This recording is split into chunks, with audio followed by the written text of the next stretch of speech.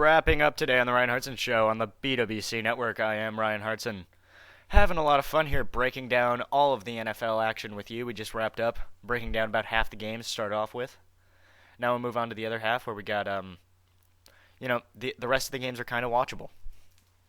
Kind of. A little. By the way, Monday night game, I ended the last segment with this. The Monday night game, San Diego and Jacksonville. Come on. I demand something on Monday night because I go to school. When I get home, I have homework, and then I'm tired. Really tired. Like, I can go to bed at 8 o'clock. I'm old. I can go to bed at 8 o'clock. I've been called that. I've been called old. I do. I like drink coffee and read the newspaper, eat dinner at 4:30. I'm that kind of a guy. Just kind of boring. You listen to the show. You know how boring I am. San Diego, Jacksonville. Seriously. Now, you had a good Monday night game last week. Giants and Saints. But let's send a memo to the NFL. And I've been doing this all year. Schedule good games. Put elite games in primetime on Monday night. If you can't put great football games in standalone spots, I'm not watching. I won't watch Tebow play Kansas City. I won't. And I'm not watching Jacksonville, San Diego. I'm watching CNN.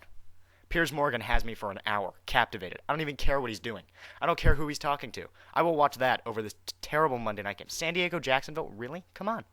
Phillip Rivers is a mess, and Jacksonville is terrible. They just fired their coach. I mean, these are two awful teams going nowhere. If you are going, seriously, schedule competitive games in primetime spots. Schedule elite teams playing against each other in primetime spots 17 times. Or 16 times for the Monday night. I'm not watching bad games. I won't do it. I have things to do. I'm not watching bad football. And Jacksonville, San Diego, awful football. Terrible. Norv Turner, dead man walking, awful head coach. They're terrible. There's nothing else I can say. So let's start breaking down the games and then we'll pick them. Jets playing the Redskins. Sanchez is a mess. He threw 4 touchdowns last week. His completion percentage needs to get up. I say the same thing every week about him. He makes some nice throws. He makes some nice plays. He threw 4 touchdowns. He makes too many stupid mistakes. And he stares down his receivers. He doesn't really understand offense. He doesn't understand offense. But, think about who his coaches were. Rex Ryan, who doesn't know a quarterback from a running back. Think about Pete Carroll, defensive guy. Not an offensive guy, defensive guy. His offensive coordinator wants to run the football. That's it. Brian Schottenheimer, the son of Marty Schottenheimer. What do they have in common? Run the football, play great defense, blah, blah, blah. Yeah, that's it. Brian is his father's son. That's it. He's just not very good. Not a very good coordinator. I know, but he's so amazing. And no, he's not. Number 1 running team in the NFL. Great. You can run the football. I'm impressed. But, do I ever talk about the running game with Green Bay or New England? No. You know why? Because they don't need to run the ball. Green Bay, one of the worst running teams I've ever seen. The Packers can't run the ball. They're awful. Atrocious. They're a mess. 11-0. Aaron Rodgers, the best quarterback on the planet. Because that's what you need. You need a guy that can throw the ball down the field to make plays and win games. Aaron Rodgers has done it 11 times. He's got a Super Bowl ring. Tom Brady's got 3 of them. Drew Brees. Peyton Manning. Come on. We know how this works. Sanchez, not in that class. Not even close. Don't even bother. I would I would fire Schottenheimer. I know they gave him a contract extension and all that shit. Who cares? Fire him. Pay him. Pay him off. Fire him. Move on. It's time to grow up. It's time to move on to something else. Progress a little quicker. Get a guy that can run an offense. Get a guy that can teach Sanchez how to read progressions. Andy Reid or Norv Turner. Norv Turner is going to be out of a job. Bring him in. Bring him in. Teach Sanchez. That's how it goes. That's how you do it. Norv Turner, a great designer of offense, an elite designer of offense. Bring him into tutelage. Teach Sanchez. If I could use the English language, I would. And the Redskins are terrible, so that game is atrocious. Baltimore is playing Cleveland. The only reason this game is interesting is because the Ravens love to play bad against bad teams. They love to just not show up against bad teams. Seattle, Tennessee, they don't show up. When they play against bad teams, they just don't show up. I don't know what it is. I think that's going to happen again, and Colt McCoy could get him. He could get him. He could legitimately get him. He doesn't have any receivers to throw to, but he could get him. I'm not defending Colt McCoy anymore, by the way. I'm just not going to do it. He's not that good. You watch him play. He's not that good. I'm not impressed. Dallas and Arizona. Tony Romo, I am impressed with. I think he's really good. I think he's an elite quarterback, and people just ignore it all the time. His numbers are very comparable to Aaron Rodgers. Not this year. Rodgers obviously took off. But Romo, Romo's right there in the elite class. He's right there. He's not talked about enough. I think he's right behind Ben as like the 5th quarterback in the league. I think he's phenomenal. Going to Arizona, I don't know who they have at quarterback. John Skelton. Sounds like a cartoon character. Good luck with that, Arizona. The biggest game of the weekend by a mile, Packers-Giants. Aaron Rodgers is a great quarterback, as is Eli Manning. If the Giants can rush the passer, they will win. They will win the game, period. Because I've got a formula to beating the Green Bay Packers. Nobody has used it because it requires a certain skill set of a team to do. I label the Giants and the Steelers in the league as the 2 teams that can do it. Rush the passer and have a quarterback that can win games late. If you hit Aaron Rodgers and Ben Roethlisberger or Eli Manning makes 1 or 2 great throws late, field goal, touchdown, you win the game.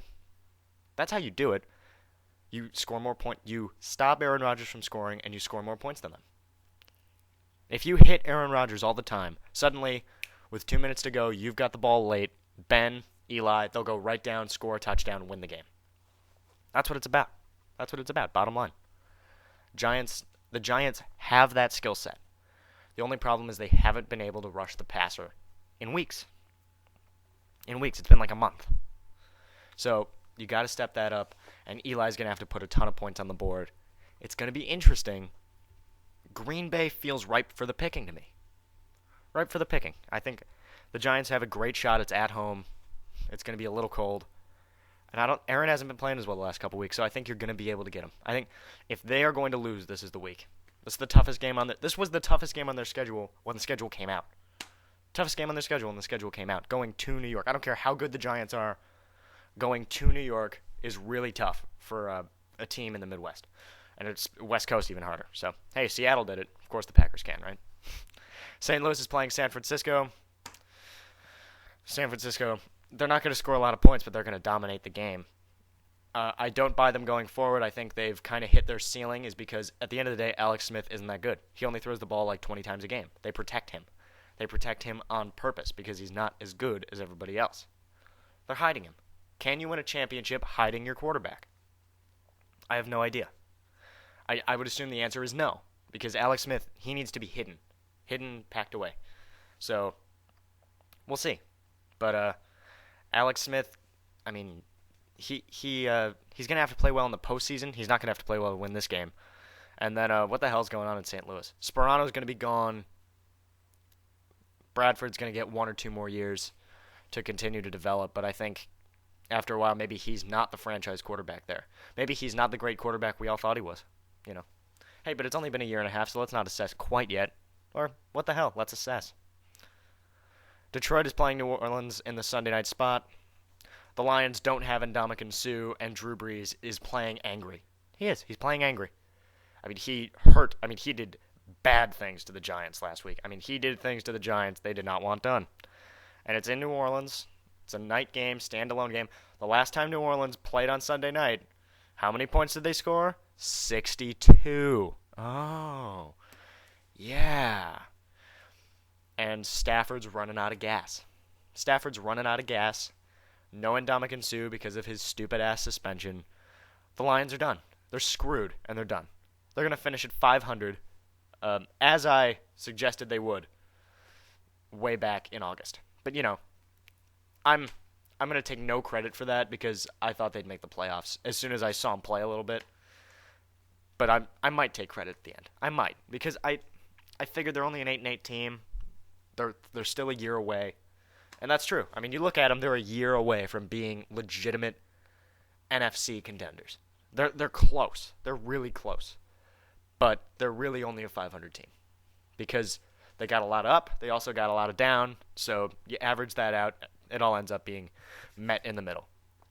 Did I mention San Diego and Jacksonville are playing on Monday night? Yeah, don't bother. All right, let's pick the games. Tennessee and Buffalo. Buffalo has hit the wall, and they are starting to come down a little bit. So I'm going to take the Titans.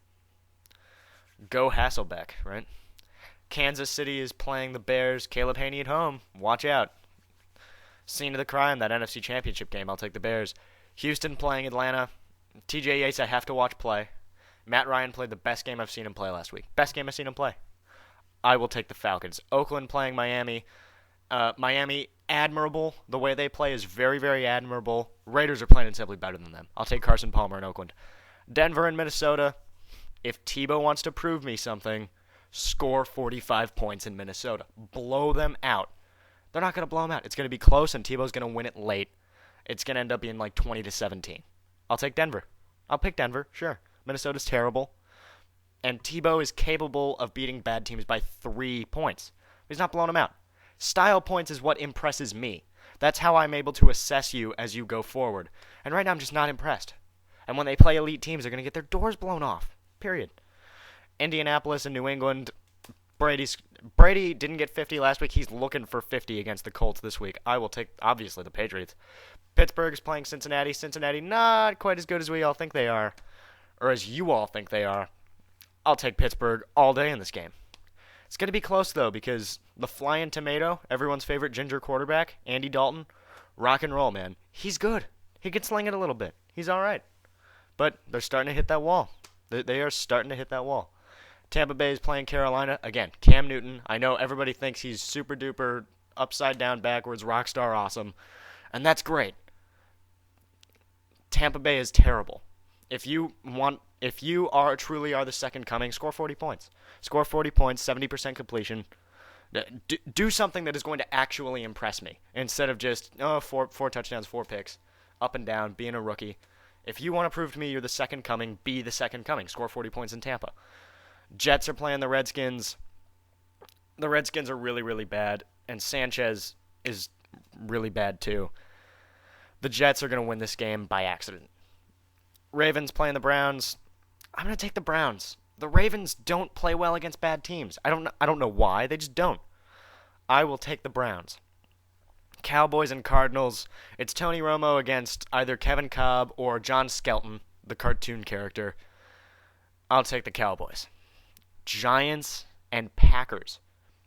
Packers are ripe for the picking.